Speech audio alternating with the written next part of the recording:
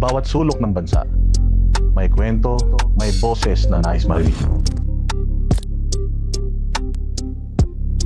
Ito ang programang nagbibigay daan sa mga tinig na madalas ay hindi naririnig. Sa bawat usapan, sa bawat opinyon, ang kapangyarihan ay nasa kamay ng mamamayan. Sa panahon ng ingay at kalituhan, may mga tinig na kailangang pakinggan. Ang espasyo ng bayan, ang entabladong walang kinakatakutan. Vox Populi, ang boses ng bayan.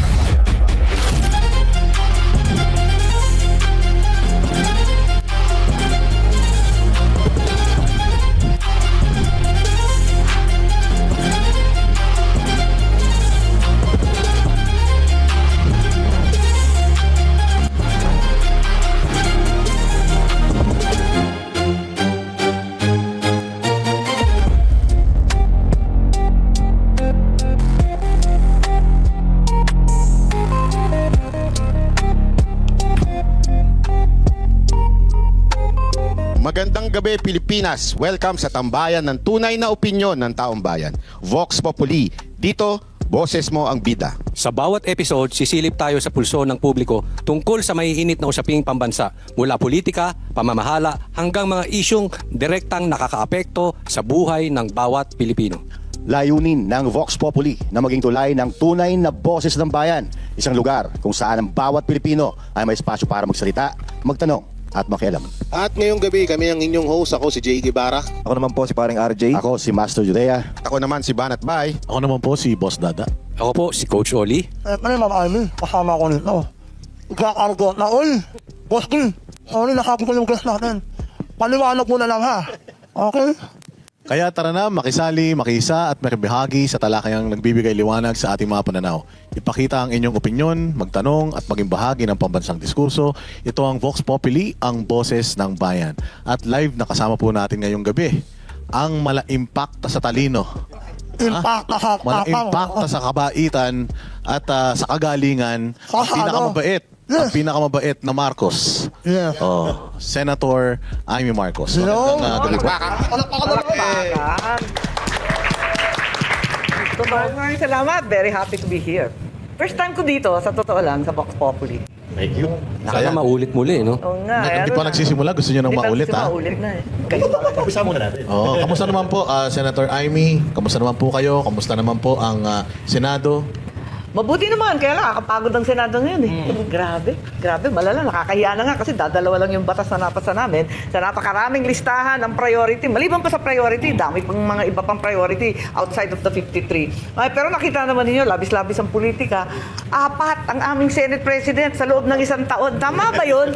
My goodness, grabe talaga naman. Tapos, 2 impeachment. Ayan naman, talagang wala kaming magagawa kundi politika. Yan ang problema. Pero sa kabila ng lahat ng yan ng inyong nabanggit, ano po ang sekreto ng Amy Marcos? Bakit parang hindi naman halata sa itsura ninyo kay East? Meron bang sumusunod sa inyo na makeup artist dyan sa... Wala nga wala nga akong glam team, wala akong gana, wala sa mood. Talaga naman. Higit sa lahat, ang minority, walang pambayad.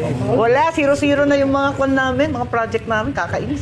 Kahit yung binanggit sa SONA, Kasi may naririnig kami dyan meron daw isang senador dyan na sinusundan ng makeup artist. ayan naman, mga chismoso kayo, hindi nang galit sa akin. Sino yan? Nako, Sabi nila nainggit pagka naman may, ako dyan, ha? pag may sumusunod daw na makeup artist, ibig sabihin, mukhang impacta daw yan. Ayan Impacto, naman, ang dami ng impact. Mundo, Dati tambalos-los lang, ha? Tapos hindi daw Dumami kayo na talaga. pinapansin, ha? Ay, Hindi ikaw daw talaga. suplada na daw. Talaga naman, kayo talaga. Pero- No comment. Ilan lang ang babae sa Senado nga? Di 5 lang yata kami, no? Bahala na silang manghula kung sino yan. Ilan lang kami. 4 sa minority eh, di ba? Pero speaking of yung Senate, Senator, ilang beses na kayo nagpalit ng Senate President, tapos may Ay. mga nangyaring gulo nitong nakaraan. Kumusta po ang Senado ngayon in terms of yung environment, security? Alam mo, hindi siya komportable. Unang-una, pagpasok mo pa lang, saan ka nakakita na sabi, talagang marami daw bomb threat, may kung ano-anong threat, nakakapraning eh. Pagpasok mo pa lang, 6,000 yung pulis, tapos naka-barbed wire lahat, gano'n. Parang hindi Senado eh, parang papasok ka ng garrison, ano ba yun? Tapos yung mga NBI nung umpisa, sila yung nag-gatekeeper ba? Kinakalkal pati yung mga empleyado namin, ba yun? Ang gulo. Hakaasar. So pagpasok mo pa lang, tense na. Ano ba to? Ano ba to? Tapos pagdating mo dun sa itaas, hindi nagkikibuan. Dati, kahit balitaktakan, todo debate, argumento, kompleto. Pag alis naman ng plenary, chikahan naman kami. Pero ngayon parang nakaka-stress eh. Parang toxic na Oh, medyo toxic na talaga. Ika nga. Yun Pero na ma'am, nga. bakit hindi kaya doon nakuha ni Ontiveros yung threat na sinasabi niya? Kasi binantayan daw eh. Tapos hindi kaya doon niya naisip, ay ako may threat. Ay, Kaya ganon. binabantayan ako. Uso ang threat. Ayun naman. O anyway, simulan na natin ang usapan na. May ilang political analyst at legal expert na nagsabing nakakadismaya ang SONA ngayong taon. Sa inyong pananaw, aling mga bahagi ng talumpati ang hindi sumasailalim, sumasalamin sa tunay na sitwasyon ng ating bansa? Ay, nako. Kawawa naman yung kapatid ko. Parang may alternate universe yata sa palasyo. Kung ano-ano yata rin yung report doon na kunyari may accomplishment, wala namang accomplishment. Marami kasi. Ang dami talagang pinagsasabi na nahilo ko. Siyempre, unang-una, lahat ng tao nagtatanong sa akin, bakit naging space cadet, mag-astronaut na tayo? Nagkakamot nga ako ng ulo, ano ba yun? Na magkaka-launching pad daw sa Cagayan, kauna-unahang spaceport. Katabi pa namin sa Ilocos Norte. Sabi ko sa loob ko, wala na ngang port doon sa Port Irene. Wala na ngang airport sa Lalo, hindi mabuksan-buksan. Magkakaroon pa ng spaceport. Tapos yung Cagayan na yan, halos kinain na ng buong dagat at ng ilog. Sa dami ng dumaan na bagyo, lalagyan pa ng spaceport. Ano ba yan? Ano ba yung mga paglalaroan ng mga rocket ship? Meron ng Philippine Space Agency, meron pang sinasabi si General Browner na spaceport para sa military naman. Nakukunin na naman sa modernization. Yung modernization na yan, 14 years na, hindi na modern. Pero kayo po, dahil sa, alam nyo, nagkaisa kayo sa mga nag-ano din ng budget, ang legislative branch, meron ba tayong pang pondo dito sa racket Ayun na nga. to? Nagtataka nga ako ba, kung saan yan kukunin na naman ba yan sa modernization? Kawawa naman sundalo natin, wala na nga baril. Na babara yung mga second hand na bulok galing South Korea. Hindi ko nga maintindihan kung saan manggagaling yan, nakakapagtaka. Ang dami-daming sinasabi na paggagastosan. Yung malaki din na doon sa budget, na mahabang debate namin, yung 84 billion nung DepEd, yung school building fund. Hindi naman nagre-report na maayos. May malabong mga report na yung 40,000 daw na pinangako, nasa 23,000 na daw yung tapos. Pero pag tinanong mo sa DepEd, wala pang 1,000 ang natatapos sa taong ito. Kaya ano ba nangyayari? Hindi ko maintindihan. Ang labo nung tungkol sa education na number 1 sa budget sana. Talagang nakita ninyo, very motherhood yung statements, di ba? Pie in the sky, very motherhood lahat. Ang pinaka-importante, itaas ang sahod ng guro. Yun ang pinaka-importante at the end of the day, di ba? Hindi naman school building, hindi naman computer. Tapos yung marami rin nagtatanong, magkakaroon ng computer center sa mga gubat? Saan yung internet doon? Walang kuryente doon. Kaya nga, mobile daw, mobile. Ay, naku, tignan natin kung paano ba yan talaga. Samantalang yung mga teachers natin, ganun pa rin yung sahod, pati yung chalk allowance, hindi nabibigay ng buo. Nandun pa rin, nakapako pa rin sila doon sa Salary Standardization 5 na hindi pa kompleto. So, paano mag-i-improve kung mismo yung teacher hindi naasikaso? Pero may sasabi siya tungkol sa teacher, Senator Amy, na walang teacher na magre-retire na teacher 1. Well, sana, hopefully, pero alam naman natin na marami pa ring teachers na hindi na po promote at yung promotion na politika na rin eh. Naku, pambira talaga, di ba? Nabibili pa, may nabaril pa sa Palawan. Kaya ang hirap talaga, marami talagang dapat gawin sa edukasyon. Hindi naman bobo yung Pilipino, pero pag tinignan mo yung mga PSA scores, yung mga PISA, di ba? Ang baba ng score ng mga anak natin. So, at paano nyo po marirate itong naging SONA ng presidente na inyong kapatid? Ikaw naman, di nga ako pumunta eh. So, ayan. Absent na nga ako eh. Speaking of hindi kayo pumunta, maraming mga opisyal na hindi pumunta. Anong Oo. dahilan nyo ba't hindi po kayo pumunta?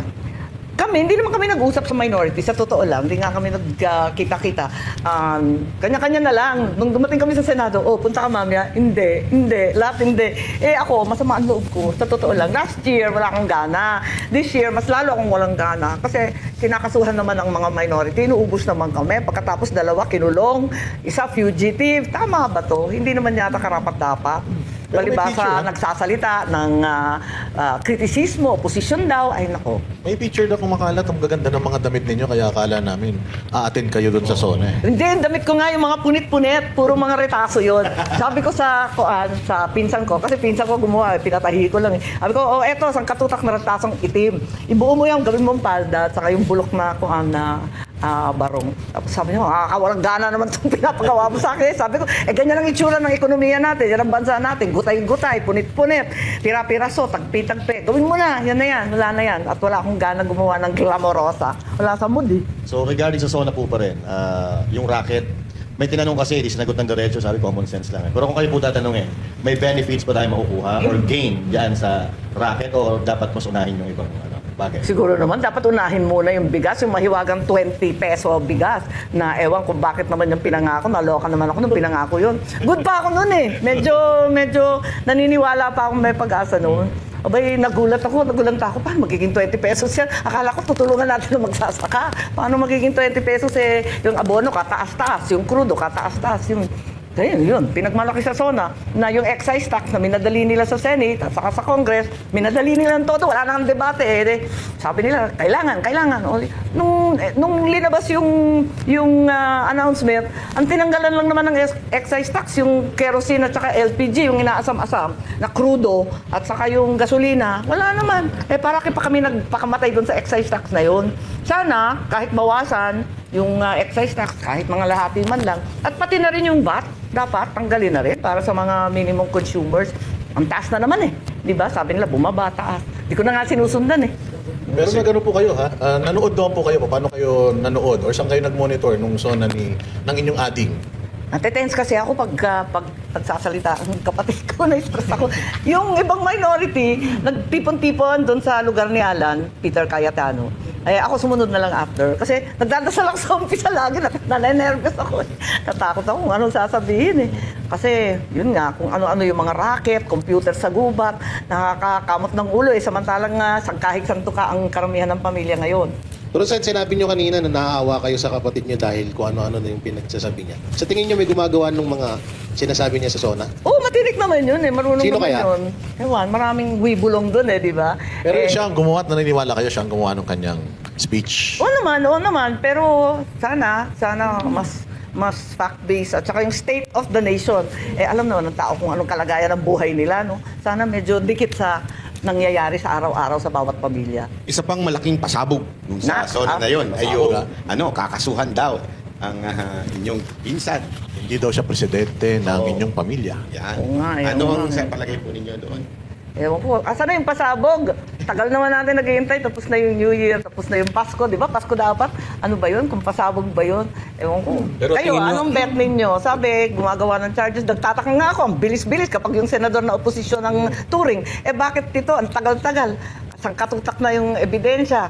Kaya dami-dami na ng mga testigo. Ano bang inaantay? Parang yung sinabi niyo rin yan dati, madam, naaalala ko na sinabihan niya si BBM na pangalanan mo na kung sino yung mga yan. Noon pa yun, yung goods pa kayo eh.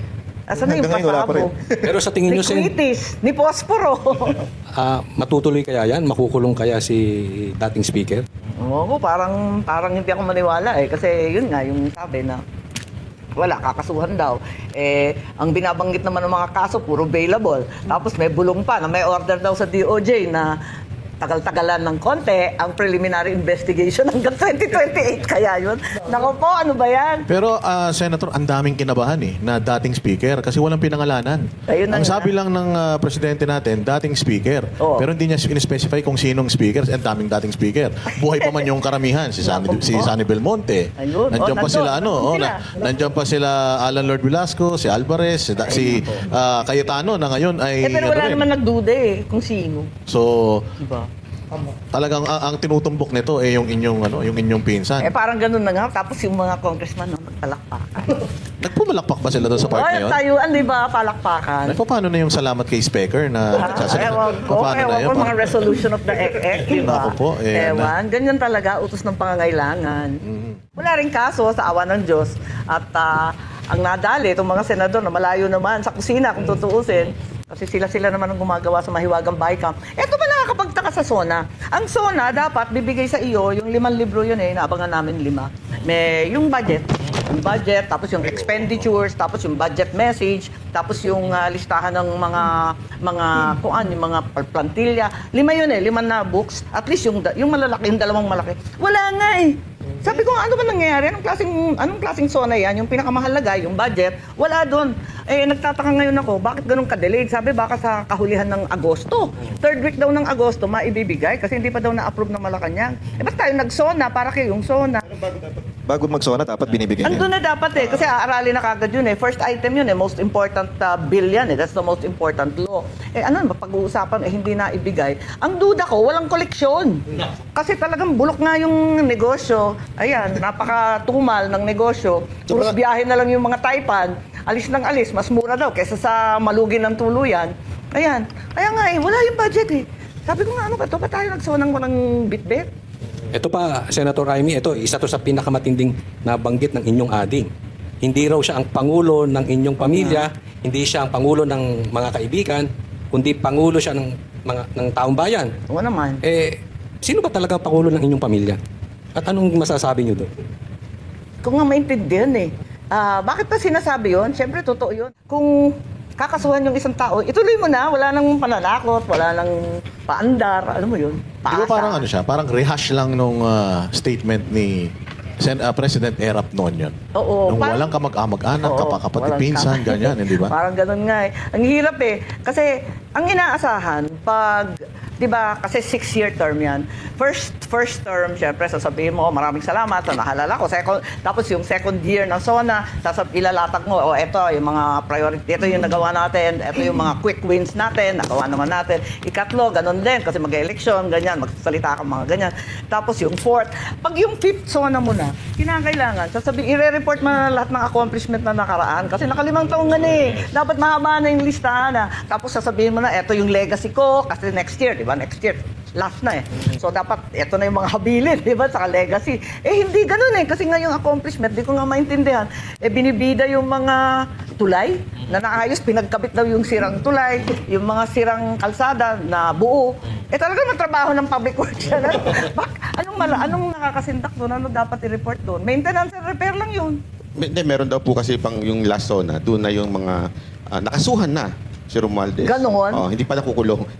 Susunod pa ulit. Nakasuhan na naman. Nakasuhan na. Reserve pa lang, Wala. reserve. Nakakaloka nga. O kaya nasementohan na. Nasementahan Oh, na. hindi pa Talaga, natutuyo, promise hindi pa ha. nagagamit. Lilibing na yun ha. Nako ha. Para may content pa sa 6 zone. Ewan ko, hindi ko nga, kaya nga, hindi ko nga maintindihan. Nagdududa nga ako, may kota kaya sa senador?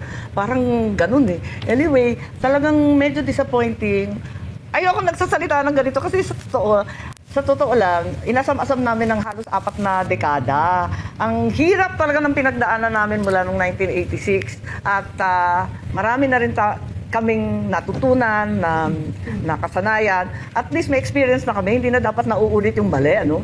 Eh kaso, sinayang yung second chance, ika nga, nakakasama talaga ng loob, mabigat talaga yung paghihinayang. Pero you think, ma'am, kung kayo po ay, kasi noon, nung eleksyon, natatanda ako, magiging super ate kayo, kanyo eh. Ngayon, sabi ko Talagang nga. aalalayan niyo siya eh. Yun yung gusto niyo mangyari. Kung kayo ay hindi kayo kumbaga parang for the lack of better term na echepuera.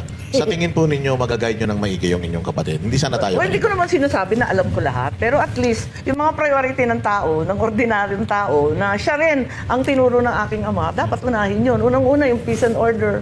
Wala namang binanggit tungkol sa peace and order kahit isa. Alam naman natin na ang kalsada ngayon, talagang maraming krimen, maraming droga. Isipin mo, 14 years old, 12 years old, nananaksak, nagbabaril.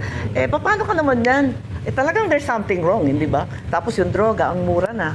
At meron na naman tayong drug highways. So, sana at least, pinaka-basic yun. Hindi ka pwede mga lakal, walang negosyo, walang kita, walang trabaho kapag walang peace and order. So, nang nag-i-invest sa Pilipinas, tapos yung trabaho, dapat tutukan yung trabaho talaga eh.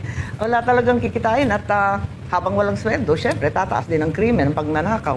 So, Actually, ma'am, nararamdaman namin yung nararamdaman nyo. Kasi ngayon po, nararamdaman ko, nang hirap magtanong sa inyo na binabanatan yung kapatid nyo. Sa totoo lang po, nahihiya kami. Sabi ko nga, paano kaya ninyo natitake yun na meron kayong kakayanan? Alam nyo po, madalas kong sabihin dito na kung meron mang nakakuha ng talino at galing ng inyong ama, definitely hindi po yung kapatid nyo, hindi kayo. Aray ko. Totoo po yun eh. At alam ng lahat ng tao yan. Kaya lang, medyo, yun nga, ang naging presidente siya. Yeah. At masakit na Masakit talaga. makita na pumapalpak na maaari naman, tama kayo eh, ilang taon yung tiniis, dekada. Yeah. Eh ngayon, may tatanong ko sa inyo to noon eh. Paano kaya may aahon uli ang pangalan ng Marcos? Wala, kaya nga, ano ba ito? Hindi ko nga masagot yan kasi hindi ko rin alam ang sagot. Dahil hindi maganda ito nangyari sa Marcos 2.0, Hindi talaga maipagmamalaki at hindi na ituwid yung mga mali. Napakasama talaga ng mga pangyayari. Ang nakakatawa lang dun sa SONA, binibilang ko kasi nagtataka ko, binanggit yung agrarian reform, yung land reform. Uy, batas ko yan. Tapos binanggit din yung young creatives, yung tungkol sa creative industry. Batas ko rin yan. Basta ko inaaway, puro naman akin. Yung 40 bills ko, yun ang sinona. Nagtataka ko, teka muna, pati yung systems laws, nagmula sa akin yun eh. Kaya sabi ko, uy, patawa naman to no copying, no copying. Ba't kayo galit sa amin? Mangungopia lang pala kayo sa bandang uli. Ay, nako, talaga naman tong buhay na to. Pati yung labas ng... Yung mga labas na nakakatawa nga. It's so funny. I don't understand. Pati yung mga yung mga sahod na wag muna mag-tax, yung income tax itaas pa 350. Ako nga kasali pa rin yung mga bonus, yung mga Christmas, ganyan, tanggal. Wala nang tax free. Ayun, sabi niya, ita-tax free daw niya. Sana nga. Pero Iwanan mama, niya. in fairness, ito, disclaimer lang din para sa inyo. Kami pong Banateros, hindi po kami sumuporta sa inyo. At alam niyo po yan. Pero yung ginagawa ninyo sa Senado ngayon, kahit pa paano nababawi yung, sorry po sa kapalpakan ng kapatid nyo. Yung ginagawa ninyong, lalo na kahit, kasi sa pagtatanong, alam naman natin yung mga, wag na tayo punta sa details, pero alam naman natin yung mga nandun sa majority senator, talagang parang final na sa utak nila, impeach si BP. Pero kayo, napapalabas nyo talaga yung totoong mga sinasabi ng witness. Yung kanilang Nag-e-effort nga pag-inconsistencies. ako kasi parati akong sinisita, masyado ko daw kaibigan si VP. So definitely daw partial ako at sigurado na akong boboto kontra sa impeachment. Sabi ko, yun nga, katulad ng sinabi ko kanina, sumumpa naman ang Constitution, yun ang una, kahit sa kaibigan, kahit sa kaalyado. Pero, eto nga, kaya pag nagtatanong ako, binabasa ko maigi lahat ng kanilang konteksto, para dun tayo madidikit sa dapat tatalima sa ebidensya. Nakakaasar naman sila. Hinihingi pa yung ebidensya sa akin. Buti nga po kayo nagbabasa. Yung mismong prosecution di marunong magbasa ng kanilang ebidensya. Yung sinubmit nila, hinihingi sa akin. Gusto ko sabihin, hoy, kayo nagbigay ng annex na yan. Kainis. Ano ba yan? Kung take 3 ka kasi sa bar, medyo talagang Ayan naman. Sino yan? Take 3? Kung take 3 Ako naman. Kumbaga sa ano, Dinag niya si Lenny. pelikula. Take two lang. Take 1, take 2, take 3. At least naman yung take 4 ox na. Okay. Hindi kasi alam mo kung bakit. Hindi mabasa, singkit. Ang lupit. Yan ba yung Kuya, yan ba yung may project sa Maynila, Manamo Galihon? Nakapampenta? Kayo Ay, parang kilala ko na yun. Kami naman po yun, kami. Tanong mo. Ano naman yung mga kasuhan na? Si Jay, may tanong. Senator Amy. Pero in fairness yung mga congressman na laging nandun. Yun nga, kaya nga doon nga kami medyo nag-aalala, Madam Amy, kasi hindi ba, sabi nyo nga, yung supposedly, di ba napirmahan na yung kung magkano ang budget natin. Dapat Yes, ito-turn that's over right. na yung Correct. yung plano paano ibabalang kasi yung 2027 budget. Papaanong matatapos ito on time kung may impeachment? May impeachment, Meron pang oo. hearing ng flood control na May sinasabing hearing daw, yung hinaharang flood nyo. control. Pero hinaharang namin. Ba't naman haharangin yun? Yung Blue Ribbon, ang uunahin daw yung kaso laban sa minority leader na si Alan Cayetano. Hindi daw uunahin yung flood control Ano ba yun? Nung nasa labas pa si Senator Marcoleta, haba-haba nga ng listahan namin na gusto patawagin, ng mga testigo, yung mga kung ano-anong mga dokumento na gusto namin suriin. Ang dami. Kaya nga kami gumawa ng minority report. Gumawa na nga kami ng minority report kasi bitin na bitin yung Blue Ribbon eh. Ayun. So, gumawa na kami. Kailan pa ba yun? October? November? Katagal-tagal na. Sa awa ng Diyos, hindi pa tinatawag yung mga Bakit testigong- kaya nasabi yan ng senador na napakatino? Ayan naman. Bendalo na naman. Pero ilang taon na po kayong senador? Ako, this is my first year of my second term. So- Kasi 2019 eh. So 12 PRRD, plus tapos, so parang mga ilang taon na yan? Ibig Mga sabihin, 15? 7. Ganun. 7. 2019, tapos 2026 ngayon. 7 years. 7 years? So 30 years old nung naging senador kayo? 12. Tagal. Kasi 37 eh. Ang tagal ko sa house. Bakit gano'n? Humble na humble naman kayo. Pero may mga senador, isang taon pa lang senador. Akala mo sila na may-ari ng senador. Anyayabang. Kayo. Mga kwelyo? Oo. Dalawa yan, yung majority. Isang napakatagal, napakayabang din. Ito naman bagito. Kayo, mga classmate ko yan. Basta, si Soto, Tumanda na Sino ron. yun? Sino yun? Oh, Tumanda ayan na naman. ron. Soto Grande? Parang walang nagawa. Si Ma'am... Ikaw talaga? Ma'am Irene, 7 years Huwag pa lang. kang Wala ganyan. nagawa. Pero kasama natin eh. Eto, Senator. Set. Eto, Senator Amy, total na Talaga. pag-usapan yung mayayabang No, ayun na naman. senador.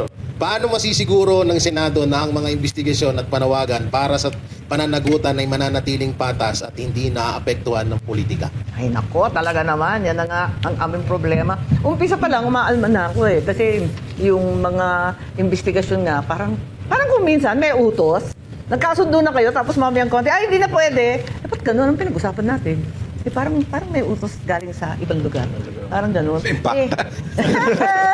Hindi, nakakapagtaka eh dahil di ba dapat ang Senate medyo last bastion na yan. Saka dapat may separation ng judiciary, separation ng legislature, separation rin ng executive. Dapat hindi nakikialam sa isa't isa, di ba? Pangit yun eh, kasi nawawala yung balance. Sa tingin nyo, ma'am, Separation of power. sinong nagiging hadlang o ano nagiging hadlang dyan para mapanagot yung mga opisyal? Yung batas ba natin? Yung politika? O sa tingin nyo, meron pang iba? Maintindihan eh, talagang, ewan ko, para sa akin, 2028 talaga yung nangingibabaw sa lahat eh. Parang, sinong tatakbo sa 2028? Paano manatili sa pagkatapos ng 2028? Ayan, labas yung mga survey, palakas si VP Sara, yun ang problema. Kaya kung ano-ano nangyayari sa bansa natin, hindi naasikaso yung dapat tutukan at ewan ko ba, nakakalungkot. Senator, si .01 ba at palagay nyo tutuloy? Nako, alam mo naman to. Kakapalan na ng mukha mo. Di ba kayo Paano kakapalan ng makeup eh? Gora na ng ikaw talaga. Ayun talaga. Ang hirap eh. Ang hirap talaga magpresidente. Ay, mahulog ng langit yan eh. Ewan ko ba, ba't pinagpipilitan? Di ba kayo nagsisi? Or before, hindi nyo ba kinonsider na instead si Ading ikaw na lang? Kasi hindi naman ako dapat maging politiko, backup dancer lang ako. Hindi ako dapat talaga magpolitiko.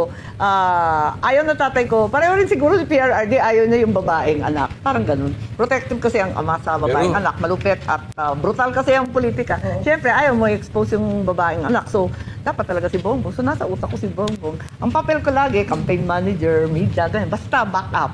Hindi ako dapat maging kandidato. Napilitan lang ako sa probinsya namin dahil nga wala nang kandidatong iba, may lalaban. Kung Marcos daw ang tatakbo, kaya ayun, tinulong ko na lang si Bongbong. Ako na naman ang tumakbo. Doon lang nag-umpisa. Pero kung naging lalaki kayo, no, kayo presidente ngayon. Ganon. Ewan ko, maganda ba maging presidente? Kadami-daming problema ng Pilipinas, sa totoo lang. Nag-aalala lang ako kasi binabandera ngayon yung mga Pax Silica at saka yung, Colomba? Colomba ba yun? Yung, narinig na ba ninyo yung white hydrogen? Nakaka-tense na naman eh. May kontrata na naman. 3 lugar na doon sa Pilipinas. May white hydrogen. At nag-umpisa na raw mangkalkal. Yun. At nag-start na yata sa ibang probinsya. Tapos sisimulan rin Western Zambales sa Pangasinan. Na may white hydrogen na panggagalingan rin ng energy. May kontrata na eh. Nagugulat na lang tayo. Maraming nangyayari. Di ba, inaano yun? Pero titignan muna yun kung environmentally. Nakakatunaw daw yun ng semento. Malulusaw daw yung mga building na may steel, na may yero. Marami nagtatanong regarding do sa Pax Silica. Isa pa yan. Di ba dapat po Involved ang Senate, Congress. Involved ang legislative branch? Kahit ang totoo, the Constitution gives the President a huge leeway na gumawa ng foreign policy. Pero hindi lang naman foreign policy ang involved dyan sa Pax Silica. Kasi sabi dyan, critical minerals, data, AI, di ba? Andun yun eh. Yung supply chain ng US, natuklasan nila na 98% ng rare earth ay nanggagaling pala sa China. Patay sila niyan, yung automotive, defense, lahat. Dependent ang IT dyan. And natuklasan nila na yung Pilipinas, ang dami-dami pala nating mga rare earth na sinasabi, yung mga minerals. Kaso, unang-una makakasira yun ng kalikasan, no? Kasi talagang ibang klase yun eh. Hindi siya parang gold na ima-mine mo yun, tapos na-excavate ng buo. Hindi yun eh. Sinasala. Alam mo yun? Sasala yun eh. Hiwa-hiwala yun eh. Ibang klase yung rare earth na parang buha-buha. Gaganyanin mo. So talagang sisirain yung bundok. Isa yun. Tapos hindi natin sigurado kung atin ba yun o hindi. Tapos di ba parang issue sa bases? Anong batas doon sa lugar na yun? 4,100 kilometers. Ang laki eh. Parang yung buong 400 plus na Nuclear Araneta City. Coliseum doon. yeah, laki-laki. Sabi kasi yung buong New Clark City, halos buong Tarlac, Pero may Nueva Ecija. pakinabang na daw po yun. Magkakaroon ng maraming artista Bakit naman artista? Mga anak Amerikano tsaka Ay, mga Pilipino. anak na mga GID. Ganon, Phil-Am. Marami rin basketball. Oh, hihita ang negosyo ng pagpapagawa ng ilong. Aray ko. Kasi meron doon Kasi meron na Tataas doon. ang mga ilong. Tataas na mga ilong. Nakaalala nga, tapos yung kuryente, ang daming kuryente gagamitin, tubig, na lagi nang walang tubig, pagkat umuulan na lang, pag binabagyo, kawawa na yung mga farmers natin. Rice granary natin yung Nueva Ecija, yung Pampanga, Pero alam niyo Bulacan. ma'am, parang dito sa Paxilica na to, parang nagulat lang tayong lahat Oo na nga. biglang meron na. Correct. Sa tingin niyo po ba nagkulang ang Malacanang ng information drive regarding Paxilica kaya hindi Tama. napapaliwanag sa tao? O dapat talaga, unang-una, ikukonsulta mo yung mga tao sa lugar. Payag ba yung mga taga-Tarlac, Nueva Ecija at iba pang lugar? Highly volcanic, wag kalimutan na meron dyan ko na Mount Pinatubo. Carry ba nila yan? At saka, paano? Puro palayan yan eh. Di ba? Yan ang rice granary ng Pilipinas. Nag-i-import na nga tayo ng bigas eh. Talagang uubusin pa natin lahat ng bukid. Paano ba yan? So talagang maraming questions. Isa pa na malaking question dyan, kung ano ang gagawin. Kasi yung maraming AI at saka yung iba pang gagawin ng automotive, gagamitin sa defense. Diba? Automotive and defense, magkadikit naman yan. Parang ang lalabas, kakampi na naman tayo ng Amerikano. Baka tirahin na naman tayo ng China. Yan ang ayaw na ayaw natin. May Kasi- tuturing nga daw po na EDCA site yan. Ha? May tuturing nga daw po na EDCA site. Napakalaking EDCA site na ba yun? Buong Luzon halos. Kaya nakaka-nervyos. Busy daw po kasi yung ICC ng Malacanang. Oh, Kaya hindi aray ko, nagpapaliwanag. Nako ha? Ay, anong meaning niyan, boss? Hindi ICC? ko naman pinangalanan. Sabi ko lang, impact ng ano? Pwedeng impacta ka eh. Oh, Ganun eh. bato-bato sa langit, no? Oh, pero Pero ba, Senator, ganun? Senator, totoo po ba na nagkakaroon na ng development doon sa pagtatayo ng Paxilica? Paano po kaya yung... Sabi, meron na daw. Eh, Meron yung ng mga- development. Kaya nga ako nagtataka, kasi maski yung white hydrogen naman na isa, na sumulpot na naman, yung Coloma na yan, abay, ikatlo na pala na site. Naguhukay na pala sila sa ibang lugar. Bakit wala tayong alam? Nakakagulat. So, I'm really worried. Kailangan talaga kinukonsulta, di ba? May public hearing, kukonsulta yung mga LGU, kausapin yung mga concerned sectors, tapos kung may sapat bang tubig sa Pantabangan, sa Angat, sa Magat, sa lahat ng basta, sa lahat ng Ang Senado po ba hindi kinonsulta o ang wala. legislative? Kung anong alam ninyo sa dyaryo, maliman o tama, yun ang din ang alam namin. Ay baka yung mga ano lang, yung mga majority lang nakakaalam, tapos kayong Ay, minority. secret. Ganun. Hindi kayo nakakaalam. Baka may kontrata na rin doon, no? Oo, uy. Ouch. Actually, marami tayong mga subscribers kasi sa mga vlogs namin na mga from Tarlac. Yeah. Hindi din daw nila alam yun. Pati yung mga barangay nila, hindi daw nila alam yun. Wala no talagang idea. Walang consultation na naganap. Tapos yung white hydrogen, wala rin alam yung sa Western Zambales. Pero speaking of yung mga senador, nung narinig nyo na po itong Paxilica, tapos nabanggit din ito sa SONA ng Oo. presidente, kayo sa minority and yung mga sa majority, napag-usapan nyo ba to? Oo, Or naging napag-usapan. topic? Nagpila ako as usual. Nag-file na naman ako ng resolution to inquire into the Paxilica kasi nga, ang daming tatamaan. Ayun. At sang-ayon daw yung defense, sang-ayon daw yung DFA. Tinatanong ko, paano yung DNR, yung DA, payag ba lahat ng tauhan nila? Naku, parang ang labo nito, yung NIA. Lahat ng tubig na hindi umaabot sa palayan, kukunin pa. Paano ba yan? Meron pa mga balita ngayon na ano, hindi ko nakalimutan ko anong pangalan nung political ano na yun na parang pwede daw na maibenta daw yung pagtatayuan ng Ako po, Paxilica eto na nga, yun na ngayon tinatanong ko nga, ano yung batas dun sa lugar na yon? Don't tell me, ibubuwag na lahat ng Philippine laws. Kasi syempre, sila may-ari ng kumpanya, sila na nag-take over ng Luzon Corridor. Teka muna, kanino na yan? Oh, kasi yan ang nakakatakot. yung mga EDCA sites, parang wala tayong freedom Diba? na pumasok doon. Diba ganun din yung Meron po bang kapangyarihan ng Senado na ito'y pigilan? Dapat itanong namin yan. At saka, yun nga, at the very least, mag-inquire muna. Kasi wala pang klaro, ang labo eh. Ang pinag-uusapan lang, yung mga data center daw, gagawa ng data center. Alam natin, ang konsumo ng kuryente niya na tubig, grabe. Pero may critical minerals rin. So, may minahan din. Pagkatapos, may supply chain din. Hindi ko alam eh. Parang ang daming sakop eh.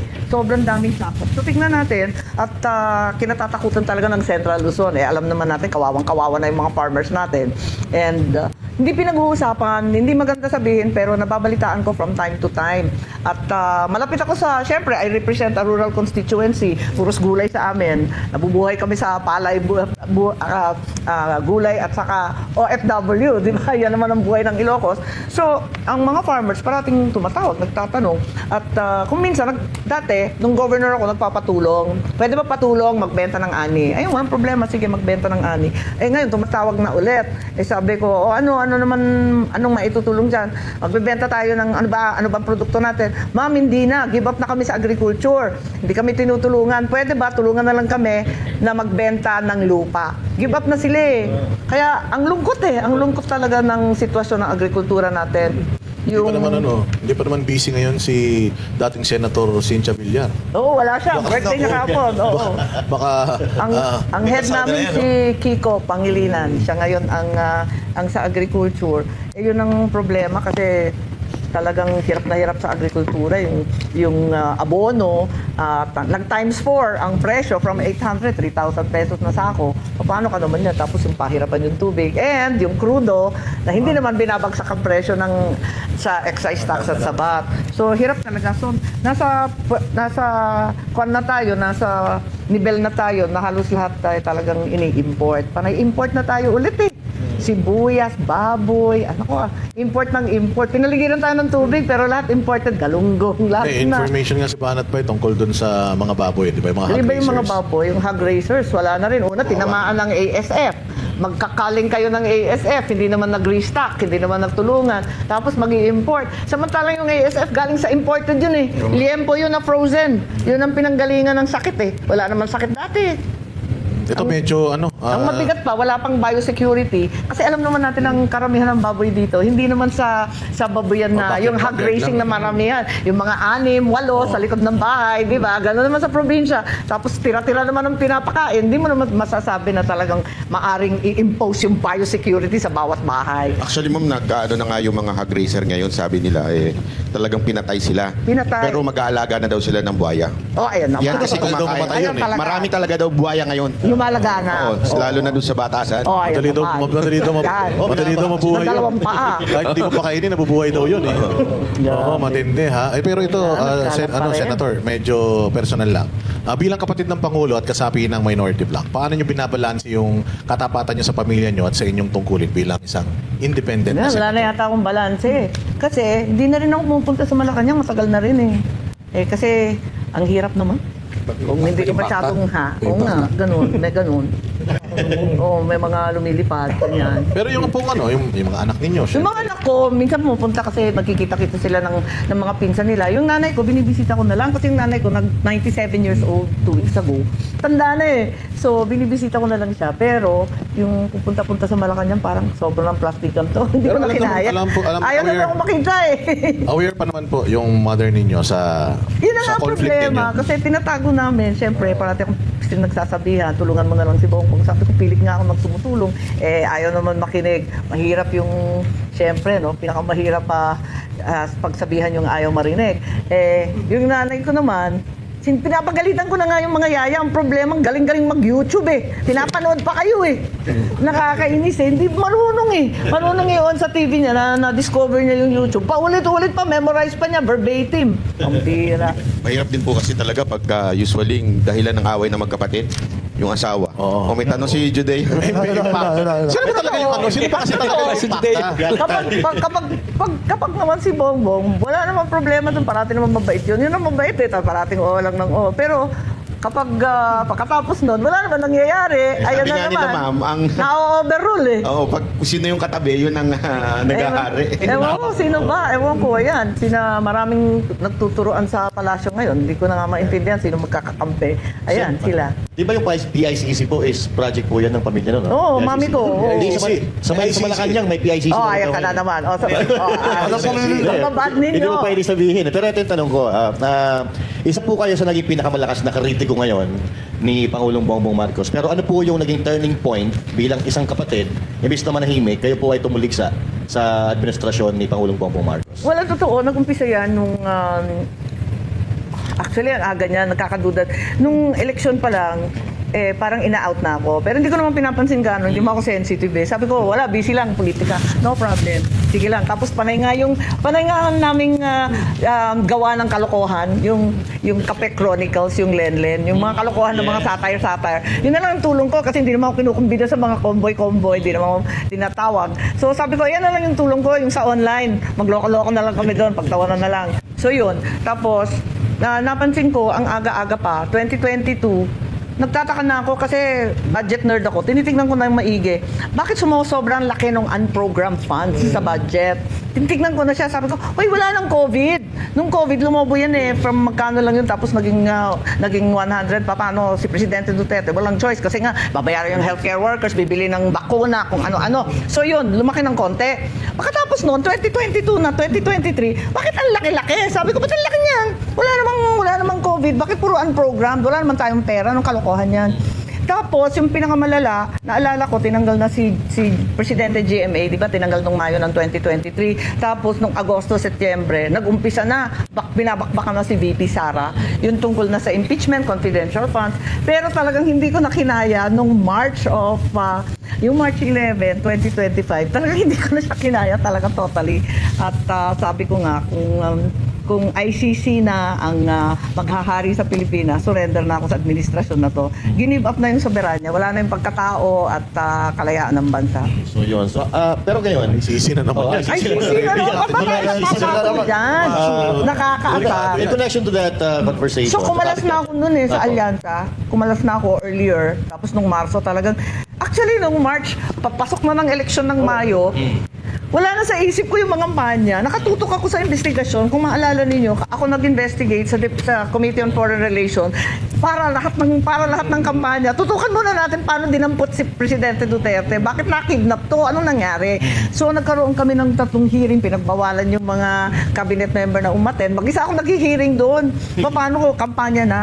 So, yun. So, Hindi ko talaga kinaya doon. Nagsampa Tapos kayo ng mga nagsampa kaso? ako ng mga kaso sa ombudsman. Kaso pinota naman yung ombudsman doon sa kinakasuhan ko. Pwede niyo bang Hindi ba i-follow up yan? Wala pa rin gumagalaw? decisionan. Sabi niyo po kanina, parang naramdaman niyo na naiisip puwero na kayo noon pa eh. Nung election pa. So now po, how do you feel kapag medyo may sinasabi si VP Sara Duterte na parang kritisismo sa inyo, sa kay President Marcos? Wala. Nasanay na ako sa mga criticism at madalas, tama naman. So, ayun, wala tayong magawa. Masakit man sa kalooban kasi syempre kahit pa paano, kapatid mo pa rin. At saka, ang iniisip ko na lang yung aking ama. Kasi, maraming bati ko sa aking ama. Alam naman natin nangyari noong 1986. Ang tanging pangarap na lang namin, makabangon.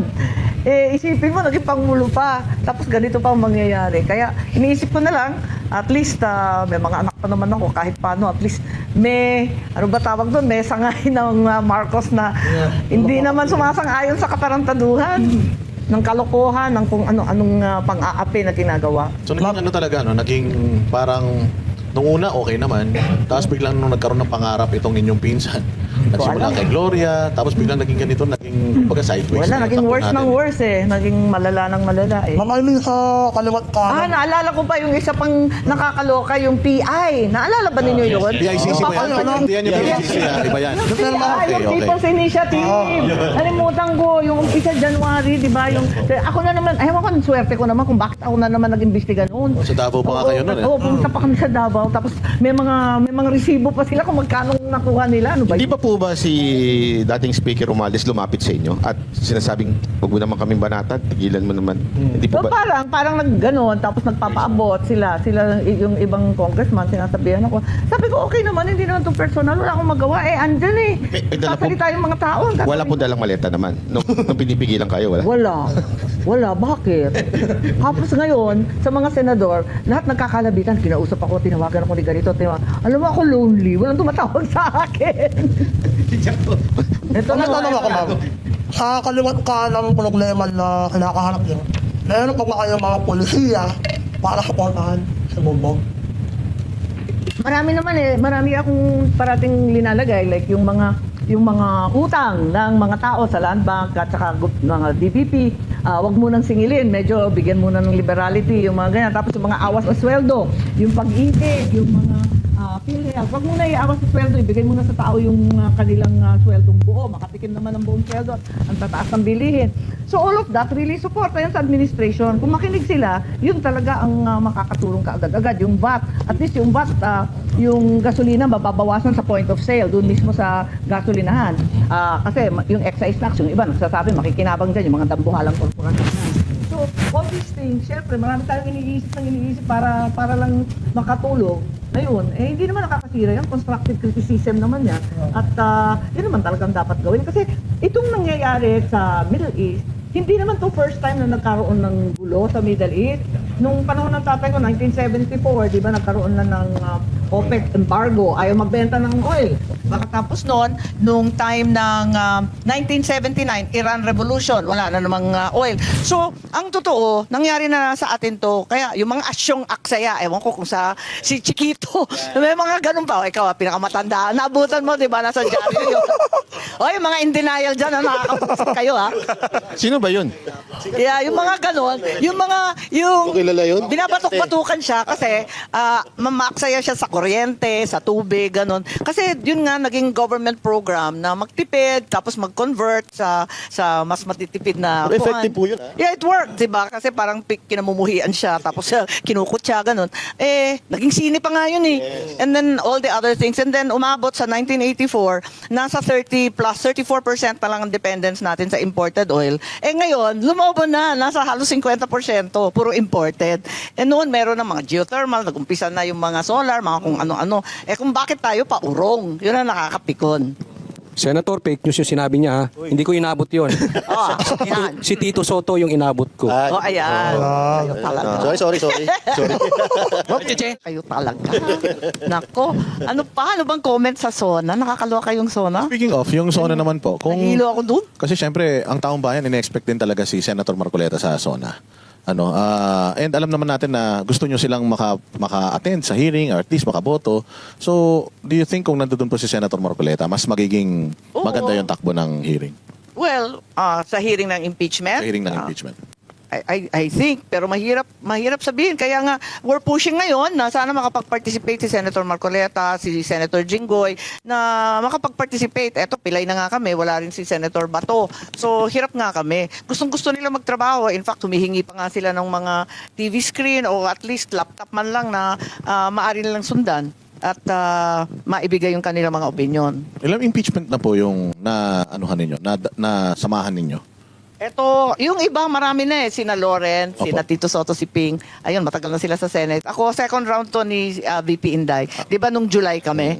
Hindi naman natuloy yung trial, pero ito, it is the first round. Ano in po effect. kala corona, hindi pa po kayo? Wala pa akong, si Bongbong ang nandun. Isa pa po nga doon sa SONA yung pinapa-amendahan ng IPIRA law. Yes.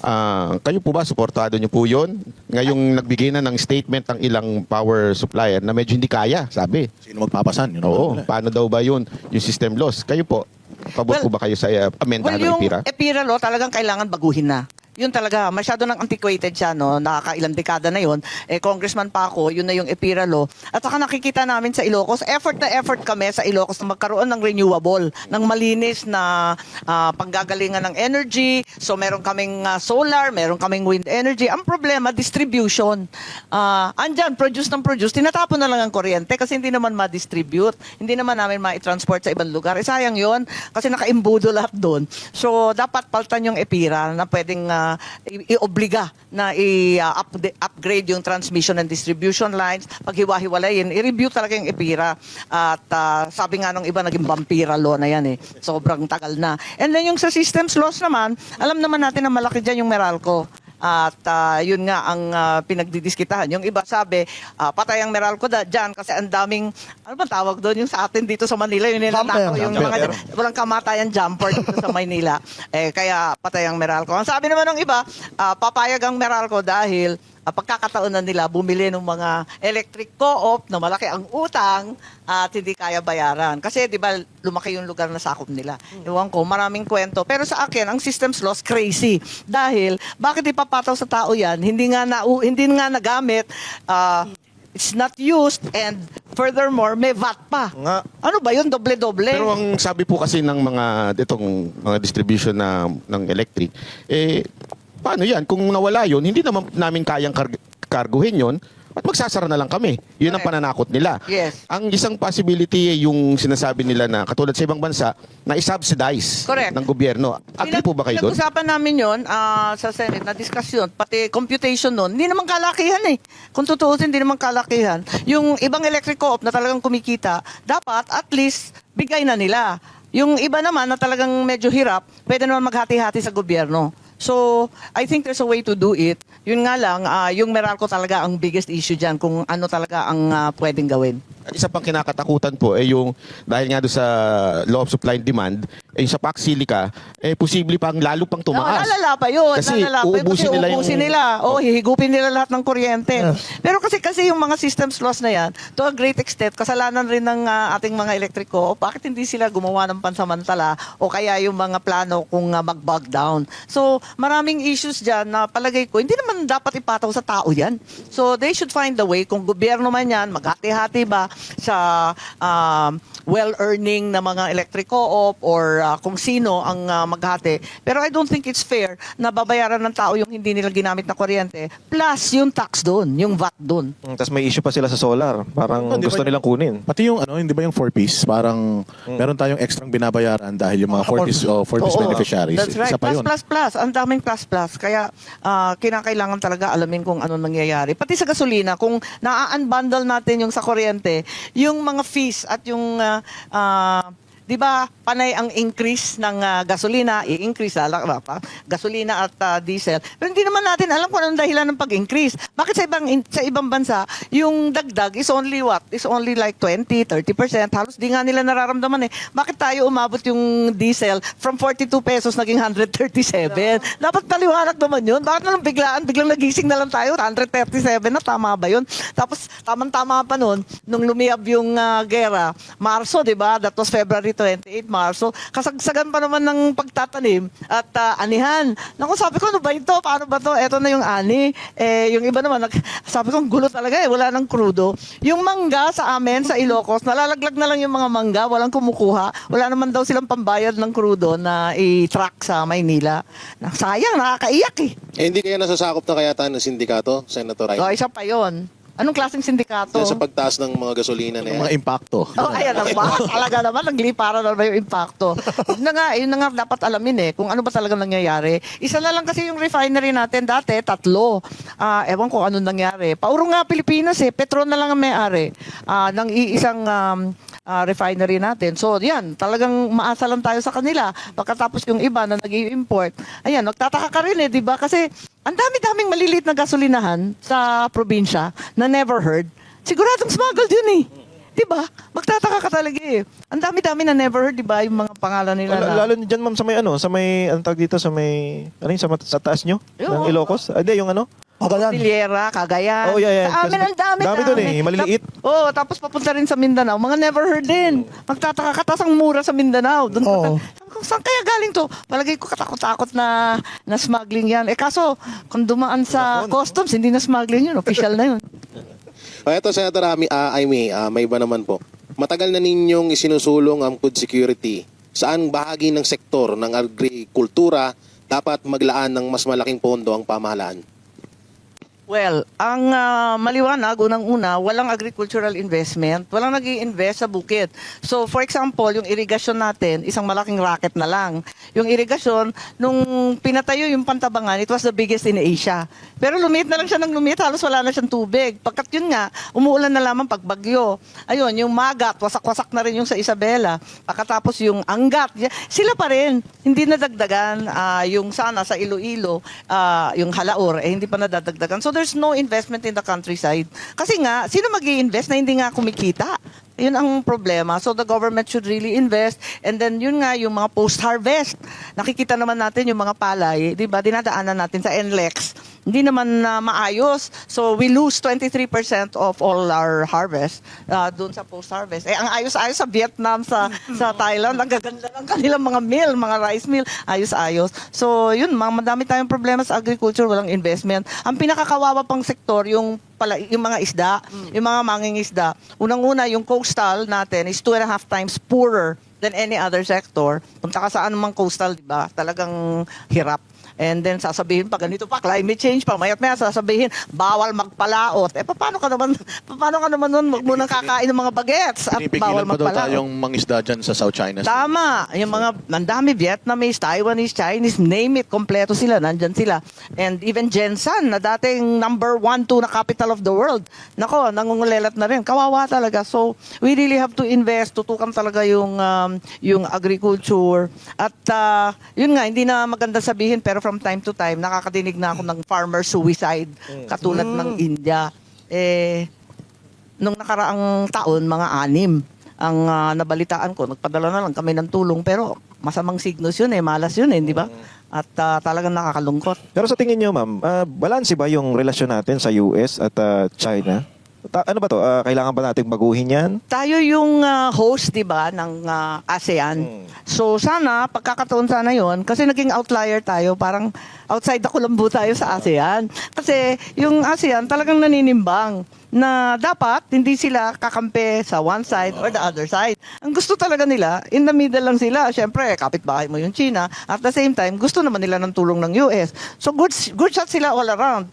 At nakukuha nila yung investment all around. Ultimo yung Laos, magugulat ka. Meron na silang mga bullet train. Nakakaingit Oo, grabe.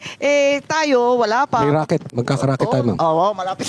Buti pa sila. Ayun na nga. So, marami silang nakukuha ng investment. At the same time, nakakakuha rin ng Malaysia and Indonesia, mga Google, Amazon, data center. Nauna na sila sa atin.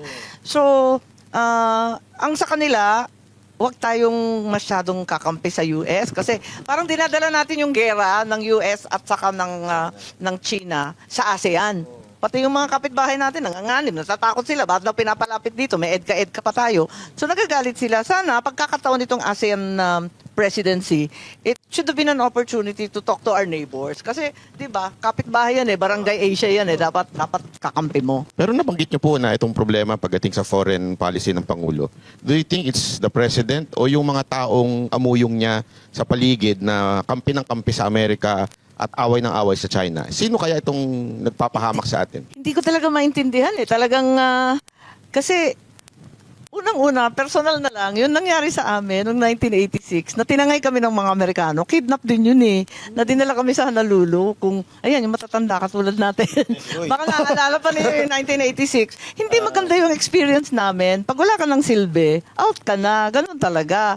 We have interests, we don't have friends. Di ba yun? So, dapat, hindi naman sa magiging anti-American ka or pepersonalahin mo yung nangyari, kundi mag-iisip-isip ka, magduda ka lagi. Dapat pro-Pilipino ka lang kung maano makakabuti sa atin. So makakabuti sa atin kung sana yung China tutulong sa agriculture, tutulong sa small nuclear reactors kasi sila expert na pati yung mga Russian. Ba't hindi natin papasukin yung mga yan? Ang laking bagay Saka yung mga trabaho. Yung mga trabaho, sa katutak na trabaho, ang order ngayon, no investment sa Pinas kasi kaaway tayo. Ang hirap ng ganun hindi dapat ganun. Yun nga, mahirap gumit na. Definitely, it's always a balancing act. But nevertheless, we need to do that. But do you think this is the President or the other secretary na pumapasok sa eksena? Hindi ko alam mahirap naman sisihin. Siyempre, maraming secretary dyan na medyo masyadong mapusok. Pero at the same time, at the end of the day, the architect of foreign policy is the President. So baka pumapayag naman siya or baka hindi natin alam. Tinatakot tayo ng mga Amerikano, tinatakot rin ng China, hindi ko alam Pero ako talaga nagugulanta at sa palagay ko, hindi mabuti yon. Ba't naman tayo makikipaggera sa China? Kaya ba natin yan? Ako po, ano ba naman? Tutulungan daw tayo ng Amerika Ganon sure ka. Dugtungan ko lang yung tanong ni Manat ba, hindi, bukod doon sa mga yon, hindi kaya yung iba na may personal na relationship sa Pangulo ang bumubulong-bulong. Hindi ko alam maraming may hinala. Yan nga, yung mga paksilikan na yan, baka may kontrata na sila ngayon pa lang. Diba? Hindi natin alam. Yung mga minero, kasi very interested sa minerals, yung mga sa tubigan, hindi ko alam Kaya, kailangan talaga tignan natin ng maigi. May schedule na po ba kayo? Di ba kayo po ang mag-iimbestiga? Nag-file kayo sa ano? Oo, kasi minority na kami Kaya dati, kung foreign policy, pwede naman ako mag-imbestiga. Nag-file po kayo, di ba? Nag-file, pero alam mo naman, nakatambak dyan. Hindi naman pinapansin. Deadma, alam mo na. Priority impeachment. Hindi kami in. Bagong deputy minority Oo nga. leader po kayo. Ano pong trabaho Binibiro niyo? ko nga si Alan, ano ba trabaho ko? Sabi ko, palagay ko, morning duty.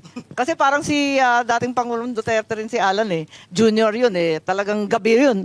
Talagang aswang din yun sa gabi nagigising. So sabi ko, morning duty na ako. Alam ko ang papel ko. Yung impacta, ano namang oras, umaga yan, gabi, o isang buong araw? Walang tulugan yun di ba? Parang vampira yun di ba? Sa Darna, di ba? Hindi siya natutulog, no? Di ba? Walang tulugan yun, di ba? Matulog mang baligtad. Nakasabit. Ganon, parang Nakasabit panike.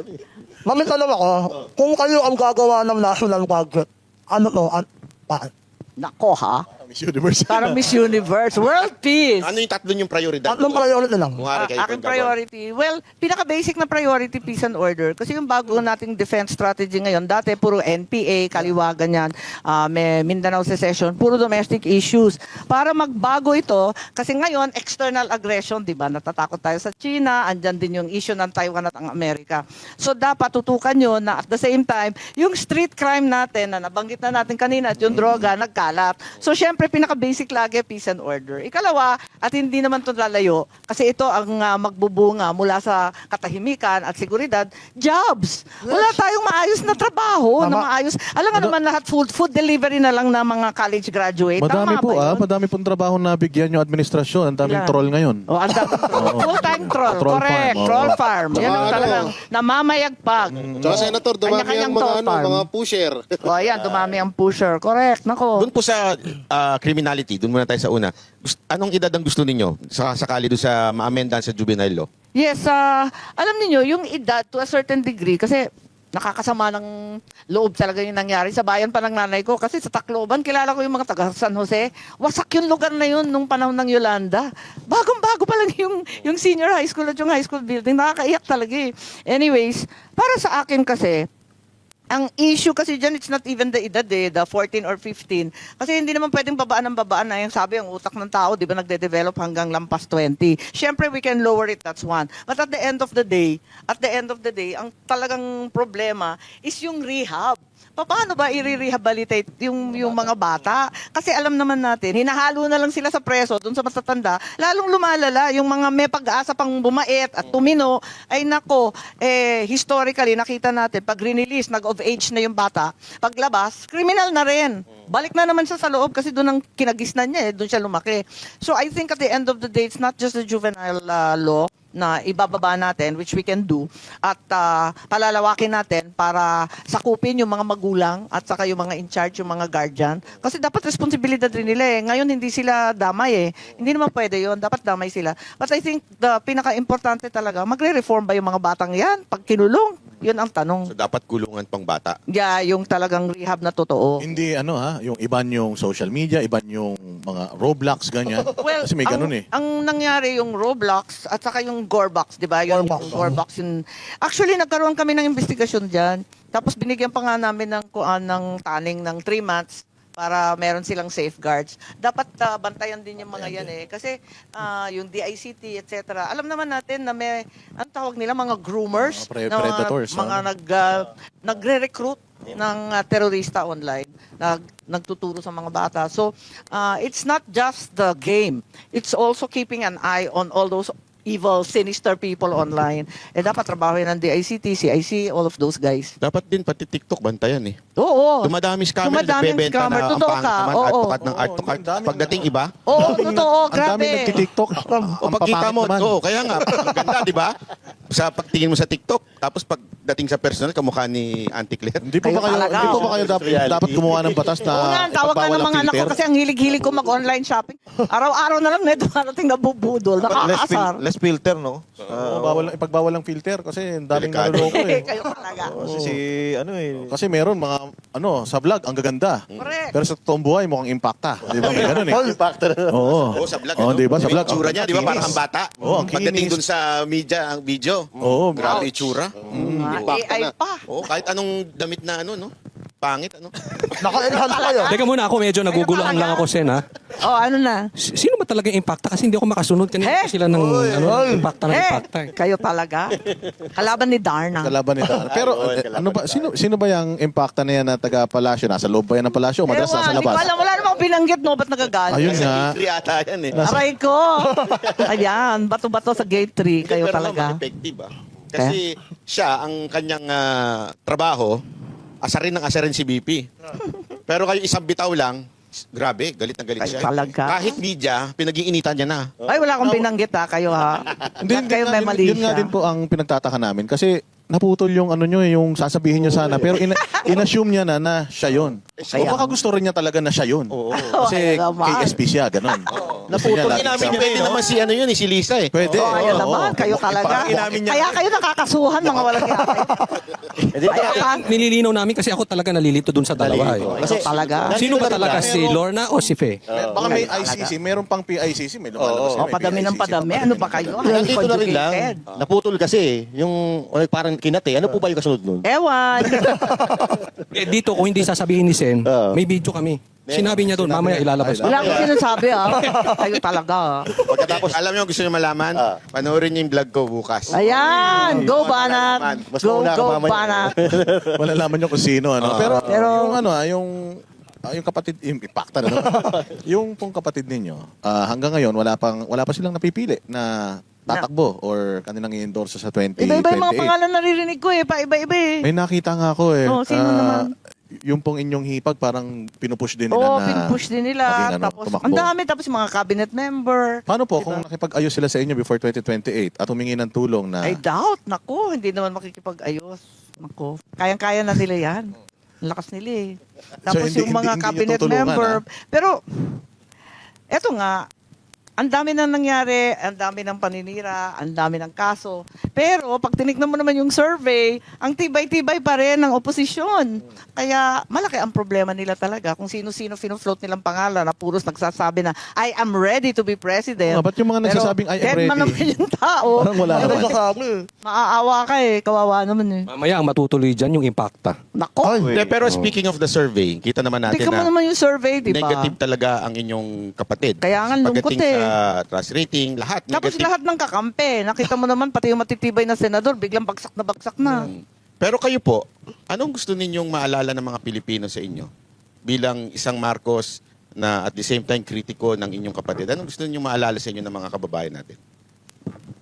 Siguro ako, ano ba? Wala. Gusto ko na ibalik lang yung dangal at dignidad ng pagiging Pilipino. Proud to be Filipino, parang ganun. Yung pride natin bilang isang bansa. Ayoko yung na uupakan tayo ng China. Ayoko rin yung sunod-sunuran sa US. Ayokong kinakawawa yung OFW. Ayoko na walang kinabukasan ng mga bata. Gusto ko talaga Pilipinismo na talagang yun lang, para sa Pilipino lang. Huwag na tayo mag-isip ng iba. Meron pong isang senador, family name na senador, mga Tulfo. Yung isang kapatid nila, lagi niya sinasabi na, hindi ako Tulfo, pero Tulfo siya. Lagi niya sinasabi yon dahil nga ewan ko kung kinahihiya ba niya yung kapatid niya. Pero kayo po, masasabi niyo ba na hindi ako Marcos? Hindi ko sasabihin yon kasi pinagmamalaki ko naman ang legasiya ng aking ama. Kahit papano, kahit gusto mo siya o hindi, maliwanag naman na may vision siya, maliwanag yung kanyang vision, yung pangarap niya para sa Pilipinas. So, dapat hanggang ngayon, palagay ko many elements of that vision are still viable and are still relevant. At higit sa lahat, dapat maibalik yung ating pride, ika nga, yung ating pagmamalaki, ang pagkatao nating Pilipino. Di ba po, eto ngayon, napapag-isip-isip niyo po ba na Kasi parang kawawang-kawawa na tayo, kulelat na tayo sa mundo, ayoko mang ganito. Dapat yung sinasabi, ako ay Pilipino, taas noo kahit kanino, nawala na yun, hindi na taas noo eh. Parang kawawa na tayo, awang-awa na ako sa sarili ko. pero kayo po, meron po ba kayo naisip na babalik ko someday ang magandang pangalan ng aking pamilya? Well, right now talagang nakakalugmok itong mga nangyayari. Pinag-uusapan ko na lang sa mga anak ko. Kasi 3 lalaki yung anak ko eh. Yung isa nasa politika, di ba, na governor. Wala, sinasabi ko, you just work hard and do your very best. Kahit ano pang sinasabi at naiipit tayo ng todo-todo, talagang alam naman ninyo yung tama. Pinalaki naman kayo ng maayos. You have to work for the people. Meron tayong platform. We're so lucky. Hindi lahat ang binibigyan ng ganitong pagkakataon na mag-public service. Kaya alalahanin, to those to whom much is given, much is also expected. So malaking responsibilidad namin bilang Marcos. Wag na lang yung ibang Marcos na wala akong magawa, kundi kami ng mga anak ko. Kailangan ipagmalaki pa rin natin na Pilipino tayo. At wag natin sayangin itong platform natin. Kasi may pangalan tayo, may nakikinig pa rin, may probinsya tayo. Senator, kung hindi ma-impeach si VP Sara, mananalo siya sa 2028 or tatakbo siya sa 2028. i-consider mo ba or kino-consider mo ba yung sarili mo kung sakaling hingin ni VP Sara na maging Vice President? Ako, ang labo na niyan, di ba? Ang labo na yun. Madami naman sa survey, di ba? Sina Bongo, Kasi wala pa. sina So far, Bongo, wala sina pa. Robin, oo. At ang taong bayan din, nag-ano ngayon, nagtatanong or nag-iisip. Ako, hirap sino na ba? hirap nga. Traumatized ako nung election last year. Di ko akalain magiging ganun kahirap. Pero lahat ng tao nagsabi sa akin, di ko mananalo kasi bagsak na bagsak ang Marcos ngayon. Totoo naman. Hirap talaga ako noon. So, I think that's a very, very difficult proposition. At kailangan talaga, hindi na... Total, meron pa akong 5 taon eh. Yeah, 5 years to go. At ako, alam naman nila yun eh. Tutulong naman ako, tutulong kahit papano. Sundan ko yung tanong ni Boss Dada na mananalo si VP Sara. Ang dami kasing imponderable eh. Hindi, ito po yung tanong ko. Pag nanalo si VP Sara, malamang-lamang po, hahabulin niya ang inyong kapatid sa mga kaso. Kasi sabi, habulin eh. No? Hindi natin alam. Hindi na, kung sakaling mangyayari yun, kayo ba isasama ang loob or tutulong kayo sa ganitong klaseng... Well, ang investigasyon. naalala ko na sinabi niya na kailangan, di ba dito rin yun, sa show na to, sinabi niya na talagang may kailangan managot. At talagang yun ang gagampanan ng kanyang vice president, na habulin yung mananagot. So, tama naman yun. Dapat talaga may managot sa lahat ng mga pangyayari. Trilyon-trilyon ang nawawala. Hindi naman pwedeng malayang-malaya ang mga buhaya. In behalf of the Banateros, ma'am, nagpapasalamat kami sa inyo. Dahil, alam niyo, marami po kami iniimbitahan. Mga kakampi, mga pareho natin ng pero katatakot pag sa Banateros kasi parang... Kaya nakatakot naman talaga kayo. Pero kayo, ma'am, believe kami kasi... Pinatakot sa inyo. Dahil alam nyo na kami ay hindi bumoto sa inyo at hindi kami nangampanya sa inyo, pero humarap kayo dito. Kaya palakpakan natin si Senator Amy. At saka, dagdagan ko. Mga nagiging bisita natin last week, napaka-pogi. Ngayon, napakaganda. Coach Oli yan eh. Dito, swerte nga eh. At hindi impacta. Seatmate ko yun, nakakatawa nga yun eh. Tinatanong ko siya, kumusta naman yung Banatero? Sabi niya, masaya. Hindi ka na magsasalita, ang dami nilang sinasabi eh. Ang dami lang alam eh. Sabi ko, ganun, okay, di mabuti. Salamat, ma'am, dahil nandito kayo at sana nga ay patuloy nyo lang ginagawa ninyo dahil tulad nga na sinabi ko po sa inyong programa na kami pong mga Pilipino ay nabibilib sa patuloy ninyong ginagawa. Hindi lang po sa inyo, sa the rest of the minority, na alam naman natin na pag bumanat, ang kapalit niyan, kulungan, katulad ni Marcoleta. Pero nananatili pa rin kayo na pumapanig sa taong bayan. Naku, maraming salamat at sa pagkakataon. At sana pagdasal ninyo kami, nakaka-nervous. Lahat kami kinakasuhan. Ganun pa man, kinakailangan lumabas yung katotohanan. Kasi hindi pwedeng magmamaang-maangan tayong lahat at sunod-sunuran. Ayun. Mensahe po sa ating mga nanonood ngayon na mga Makinig Banatero sa sa buong mundo. Banateros. Ayan, nagsasabi ng totoo. Hindi fake news katulad ng iba. Katulad ni ICC. hindi talaga nakatiis, ano? Ayan, at dito nagtatapos ang episode ngayong araw ng Vox Populi, ang programang daluyan ng tunay na boses ng bayan. Abangan ang susunod na episode dito lang sa SMNI Vox Populi, ang boses ng bayan. Sa bawat sulok ng bansa, may kwento, may boses na nais marinig.